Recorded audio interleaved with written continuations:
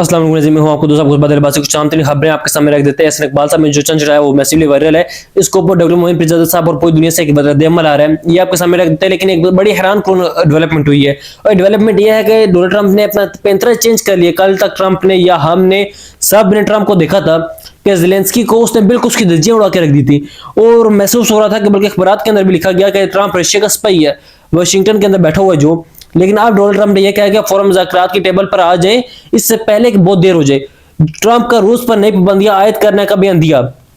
Trump ने Russia को कहा कि ना, मुझे ये महसूस हो रहा है कि आप यूक्रेन के ऊपर भी बड़ी ज्यादतियां कर रहे हैं, लिहाजा आपके ऊपर सैंक्शंस लगने लगी हैं, आपके ऊपर बैंक सैंक्शन लगने लगी है, आपके ऊपर हाइड अरेस्ट लगने वाले हैं। तो ट्रंप ने विद इन नो टाइम बिल्कुल पैंतरा चेंज करके धमकी गई है, थ्रेट किया है रशिया को भी। और ये जाहिर करता है डोनाल्ड ट्रंप की शख्सियत को। एक तरफ तो हुकूमत का शुक्रिया अदा कर, पाकिस्तानी गवर्नमेंट का शुक्रिया अदा कर जब हमने दस्तगत पकड़ के उनके हवाले कर दिया, और दूसरी तरफ उसने कहा कि मैं पदयल करने जा रहा हूं इनके शहरियों के ऊपर। और अब तीसरा खाना है इमरान खान के हवाले से, ये एक्सपेक्टेड आने वाले चंद घंटों में, चंद दिनों में। ये आप याद रखिएगा कि डोनाल्ड ट्रंप इससे नहीं बच सकते। डोनाल्ड ट्रंप असल में कटारे में खड़ा हुआ है, कटारे में खड़ा है, और उन बुनियादी असूलों के ऊपर जिनके ऊपर ये वर्ल्ड ऑर्डर खड़ा है, बेसिक ढांचा खड़ा है। चूंकि मामला इमरान खान का नहीं है, ये मामला डेमोक्रेसी का है, मामला जमहूरियत का, ये मामला बेसिक राइट्स का, ये मामला ह्यूमन राइट्स का, ये मामला ह्यूमन राइट्स का, ये मामला वर्ल्ड ऑर्डर के बुनियादी जो बेसिक एसेंस है, ये उनका है। लिहाजा आने वाले दिनों में या घंटों में आप देखेंगे कि ये डोनाल्ड ट्रंप की स्टेटमेंट आएगी। ये सभी काज़मी साहब के इंटरव्यू में आते खान साहब जो डायरेक्टली डोनाल्ड ट्रंप की टीम को एंगेज कर रहे हैं। ये बात ध्यान में रखिएगा कि ये आम बंदे नहीं है, ये आम शख्सियत नहीं है, ये डायरेक्टली एंगेज कर रहा है। और उन्होंने कहा है कि हमारी ट्रंप के दो बंदों की डोनाल्ड ट्रंप के साथ डायरेक्ट मुलाकात हुई है। ये सुन लें। डोनाल्ड ट्रंप के साथ डायरेक्ट दो बंदों की बात हुई है। ये आप बहुत बड़ी खबर दे रहे हैं। ये बोला है कि I make sure I know कि former prime minister Imran Khan is still in jail. दो मुलाकातें directly with president Donald Trump. US के जो सीरियस तज्जियाकार हैं, लेकिन सवाल ये कि हर इस तरह का बंदा उसी रीजन से क्यों पकड़ा जा रहा है? ट्रस्ट तो नहीं है, मैं आपको बता रहा हूँ इस वक्त बिल्कुल जीरो ट्रस्ट है। लेकिन डोनाल्ड ट्रंप को क्या कोई बयानिया चाहिए था? ये क्यों किया गया? इतना शुक्रिया अदा। इस वक्त प्रेसिडेंट ट्रंप के पहले 100 दिन चल रहे हैं, बिल्कुल उनको बयानिया चाहिए। कांग्रेसमैन जो आर्म सर्विसेज कमेटी पर भी बैठा हुआ है, जो हाउस फॉरेन अफेयर्स कमेटी पर भी बैठा हुआ है, जो हेलसिंकी कमेटी को को चेयर भी कर रहा है, उसको एक कॉल करके बोल सकते थे ना कि भाई ये बहुत ही बड़ी और आमतरीन डेवलपमेंट है कि जहां पर ट्रंप के साथ और तरीके इंसाफ की शख्सियत की 2 दफा मुलाकात हुई है।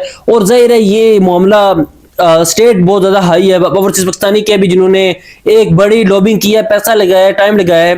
पाकिस्तान फिजिशियंस हैं, डॉक्टर्स हैं, पढ़े लिखे लोग हैं, बड़ा तगड़ा ओवरसीज डायस्पोरा है। लेट्स सी कि उसके ऊपर क्या करता है। नज़रीन, इम्तियाज गुल साहब का ट्वीट देखें। ये इन्होंने लिखा है, सामने रखी है अखबार है, 3 मुख्तलिफ अखबारें उन्होंने सामने रखी हैं। इन्होंने ऊपर लिखा है, hello IMF news, IMF live, while looking for ways to impose your taxes on the poor of Pakistan, कि पाकिस्तान के गरीब लोगों के ऊपर आप जो टैक्स लगाते हैं। Have a look at these extravagant media campaign by the federal and Punjab government, और सच advertisement on the part of the IMF form की क्या आपको जो कैंपेन चला रहे हैं, जो मीडिया के ऊपर ये अरबों रुपए मुकद्दर से लगा रहे हैं। ये मुझे बताएं कि क्या ये IMF का लोन है का हिस्सा है? क्या आप गरीबों के ऊपर टैक्स लगाएं? लेकिन अब जो एडवर्टाइजमेंट करवानी है आपने, जो यानी उस दिन 66 पेज, उससे पहले पूरा वर्का, फिर आज पूरा पेज नाब, और माइनॉरिटी कार्ड का इजरा, मरियम नवाज, अजीब और गरीब किस्म का सिस्टम है जो पाकिस्तान के अंदर जारी है। और ये इशू हुआ है दुनिया भर में, मूल गाने के बुनियादी तौर पे हम लोग काबिल नहीं है जो कि दुनिया भर में हमारे साथ होता है। और एहसन इकबाल साहब की जो कुछ हुआ है, ये मैं चाह रहा हूँ कि ये एक क्लिप आप दोबारा से सुने। आप सुन चुके काफी दफा, लेकिन दोबारा से सुन चुके। इसके ऊपर लिखा गया है, the guy next to Ehsan Iqbal is us, यानी 25 करोड़ अवाम है जो एहसन इकबाल के साथ खड़ी है। ये सुने। The Pakistani Minister of Planning, Development and Reforms, Mr. Ehsan Iqbal. Now, I'm not at all surprised to see Mr. Ehsan Iqbal speaking on that side, attacking liberal democracy. After all, Mr. Iqbal's party launched the greatest attack on liberal democracy in Pakistani history by working with the military to rig elections and form a government despite having only won 17 out of 272 seats fairly. नाज़रीन, इसके ऊपर अमल आ रहा है, दुनिया इसे कैसे देख रही है, डॉक्टर मोइन पिरजादा साहब इसे कैसे देख रहे हैं। डॉक्टर साहब लिखते हैं, गॉड इज दिस रियल, क्या ये सही है? This really happened to Ehsan Iqbal, and if this happened then who was that bold student who had the audacity of speaking truth and fascism, knowing well how Ehsan Iqbal and his criminal gang threatened Al-Hor family into humiliation when they asked him question on the motorway stop। ये आपको याद होगा जब deal खाने गए थे, वहां पे कुछ एक फैमिली ने सवाल पूछ लिए थे, उसके बाद उन्हें उठा के बुलाया गया था और कहा गया था लाले ये कुछ नहीं हो सकता, बादशाह से आप सवाल नहीं पूछ सकते। लेकिन आज बरतानिया के अंदर वो लड़का ठीक ठाक अपने रूटीन पे गया हुआ है, उन्हें अपनी नौकरी कर रहा है, काम काज कर रहा है, आगे पीछे घूम रहा है, रोजे रख रहा है, उसे कोई मसला परेशानी नहीं है। मोइन पिरजादा साहब लिखते हैं when apology Hassan Iqbal initially thought that Hassan Iqbal who opened debate in Oxford Union is spirit of the liberal democracy may have framed his argument for narrow lens, focusing too much on Imran Khan cross situation, thus pointing Hassan Iqbal to structure his response against Imran Khan calling IK Taliban Khan or corrupt TTC। Since then I have watched whole debate and Hassan Iqbal was brilliant।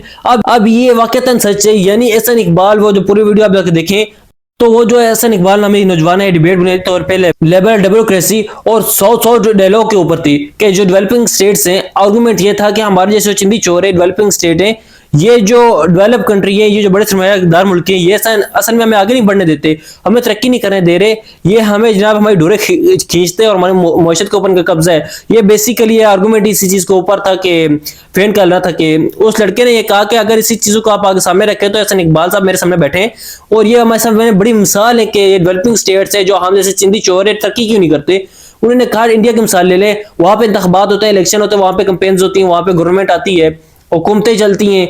इस मुल्क के अंदर क्या मसला है, ये हसन इकबाल साहब 17 सीटें लेके बैठे हुए, यानी ये खुद भी तो थोड़ा सा ग्रेस शो करे ना। आप दुनिया को लिबरल डेमोक्रेसी के ऊपर आकर लेक्चर तो दे रहे अपने, और किसी हद तक बात भी शायद ठीक भी हो सकती है, लेकिन खुद भी तो अपने घर को ठीक करें ना, अपने हाउसिंग ऑर्डर करें। यानी वहां पे जाके आपने सिर्फ इस तरीके से ले लिए मराते हैं और ये सारी चीजें। अब इसके ऊपर नजरीन बड़ा सख्त रद्द-ए-अमल है, हसन इकबाल साहब ने इसके ऊपर ट्वीट किया, उन्होंने कहा कि जनाब ये जो स्टूडेंट है ये पीटीआई मोटिवेटेड स्टूडेंट और इस तरीके से हुआ है। मीता पाशा साहब लिखती हैं जी तो हसन इकबाल साहब उससे दिन गए थे, उसी मुकाबले में गए थे जब 17 सीटों वाली पार्टी को लेकर इन्होंने हुकूमत बना दी थी। जितने का मतलब ये नहीं कि अमन का कहा सच हो गया, हकीकत तो यह है कि नून लीग इलेक्शन तो हार गई है और बूटों की वजह से जीती है, यानी कि बूटों को पॉलिश करके या बूटों को करके जीती है। नाज़रीन ये इनामात बांटे जा रहे हैं, अल्लाह एंटरप्राइजेस के ऊपर इस मिस कर दिया गया है। ये रियासती अवार्ड्स हैं, ये स्टेट ऑफ पाकिस्तान में और आप जो स्टेट है रियासत का जो चेहरा है, हमारे जो अवार्ड्स हैं, हमारी जो इज्जतें हैं, ये इस तरीके से नीलाम की जा रही है। ये बात ज़हन में रखिएगा, जो भी रियासती अवार्ड मिलता है ये किसी भी शख्स को मिलता है, ये रियासती इंट्रोडक्शन है, ये रियासती तारुफ है, ये उस बंदे का एक रियासत का एक चेहरे के तौर पे रियासत उसे प्रेजेंट कर दिया कि हमारा चेहरा है। पाकिस्तान के अंदर रियासत किन लोगों को अपना चेहरा करार दे रही है, ये देखिए मिस्टर हसन अय्यूब रावी को कहा जा रहा है कि रावी का एक चेहरा है, रावी चेहरा है स्टेट का रियासत का। अनिका निसार यार भाई अगेन चेहरा, जस्टिस मुनीब फारूक भाई प्रोमिनेंट जर्नलिस्ट, जिनके बारे में जाहिर है आप जानते हैं क्या होता है। कमरान शहीद ये बंदा जो है अगवा करू का इंटरव्यू करता है, बंदा उठाया जाएगा, मारा जाएगा, किसी की चढ़ जाएगा, फिर उसे बले नंबर करके इसका में बिठाया जाएगा, ये टांग पर टांग रख के नसलबाजू की तरह उसके इंटरव्यू करेगा और न सिर्फ नसलबाजू की तरह इंटरव्यू करेगा बल्कि डायरेक्टर बन जाएगा। ये इसके अंदर का वो जो अदाकार है वो भी आ जाता है। ओ जी एंच करो जी, वेलकम तालियों में उमर डार साहब, वेलकम जालिम इंसान नसरुल्लाह मलिक साहब, उसके बाद मुजम्मिल सोरवर्दी साहब, ये जनाब कैसे से बेच रहे हैं, यानी अवार्ड है जो मिठाइयाँ जो पाकिस्तानी, ये अल्लाह दीता प्रेसिस के अंदर इसे स्ट्रॉन्ग ऐसा नहीं होना चाहिए था, अल्लाह दीता प्रेस रिजर्व करता है कि उसे ये अवार्ड दिया जाए और उसे यहाँ पे मौजूद होना चाहिए। नज़रीन ये एक रद्द-ए-अमल है, ये नईम खालिद लोधी साहब हैं, उन्होंने लिखा कि अगर आपने अमेरिका का हवाले दस्तगाद करना था शरीफुल्लाह तो आपको नेगोशिएट करना चाहिए था। आप ऐसा नहीं हो सकता कि आप किराए के तौर पे रिएक्ट करें और उस बंदे को पकड़ के उनके हवाले कर दें। आखिर वो हमारा भी तो एजेंट था, यानी शरीफुल्लाह का जाफर, पहले हमें खुद इसके ऊपर मुकदमा चलाना चाहिए था। इसी दौरान IMF और अपनी बात मनवाते या कार से हल्के फिर करवाते। अब तो जो कर रहा है बात शेयर ही करना है, शेयर नहीं करना है, बल्कि ट्रम्प जैसे सौदागर को भी समझ पाए नहीं समझ पाए हम हैरत है। यानी ट्रम्प डील करता, यानी अगर उसे जफर चाहिए था, अगर उसे ये घर चाहिए था, हमें भी वो आउट ऑफ डील उसने लिखी हुई है ना कि मैं डील करता हूँ, तो हमें भी थोड़ा सा कम अज कम बोलना तो चाहिए था, थोड़ी सी जुर्रत करनी चाहिए थी यार। यानी हमने सिर्फ ये करवाया कि रिचर्ड ग्रेनेल को चुप करवाना है, रिचर्ड ग्रेनेल इमरान खान का नाम ना ले, उसके अलावा हमने कुछ भी नहीं किया। हमने नो डाउट राफिया की बातचीत की, ना हमने कर्जे हल्के करवाने की बातचीत की, ना यूएसएड के ऊपर पाबंदियों के ऊपर बातचीत की, ना वीजे बंद होने वाले उनके ऊपर बात की। दैट्स वेरी सैड कि जिस खाओ के हमने कैसे इन सारे मामलात को हैंडल किया है और इन सारे मामलात को डील किए।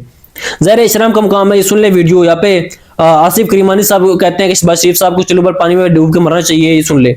मुल्क की सदर ने दुनिया के साथ किया कि जनाब हम पाकिस्तान से एक आदमी को ले आए हैं। क्या इस पे किसी को प्राइम मिनिस्टर हाउस में 180 में जाती उम्र में दुख नहीं हुआ? वो कहते हैं ना कि है जुर्म ज़ईफ़ी की सजा मर्ग मफाजात, या शहबाज शरीफ साहब की जुबान में बड़ा एक बोलते होते हैं, beggars can not be choosers. क्या कर सकते थे आप, क्या कर सकते थे? मुझे शर्म तो बताइए। कर सकते थे। हाँ, डूब मरना चाहिए था चुल्लू भर पानी में। नाज़रीन, आज ख़वातीन का आलमी दिन है, लेकिन ये वर्ल्ड इकोनॉमिक फोरम्स की जो जेंडर गैप रिपोर्ट है ये आई है, इसमें पाकिस्तान 145 में से 145वें नंबर पर है। यानी कि जो जेंडर गैप है, यानी जो मर्दों और ख़वातीन को जो अपॉर्चुनिटीज़ मिलती है इकोनॉमी में, हेल्थ केयर में, एजुकेशन में, उसमें 144 में से 145वें नंबर पर पाकिस्तान है। पाकिस्तान में के अंदर कौमी असम्बली में नशिस्तें ख़वातीन की खाली हैं 19, सेनेट में 2 खाली हैं, पंजाब असम्बली के अंदर 24 खाली हैं, तो और 17 के के अंदर के खाली हैं। यानी कि बुनियादी तौर पर खुलासा ये है कि पाकिस्तान के अंदर 50% जो ख़वातीन की आबादी है वो आज भी उनके ऊपर कब्जा है, वो कंट्रोल में, उनकी जिंदगियां उनकी मर्जी से नहीं जीने दी जा रही, उनकी कोई रिप्रेजेंटेशन नहीं है, उनकी कोई रियलिटी नहीं है। ख्याल रखिएगा, अपडेट करेंगे और सारे विजुअल्स आपने देखे भी हैं। अल्लाह हाफिज़।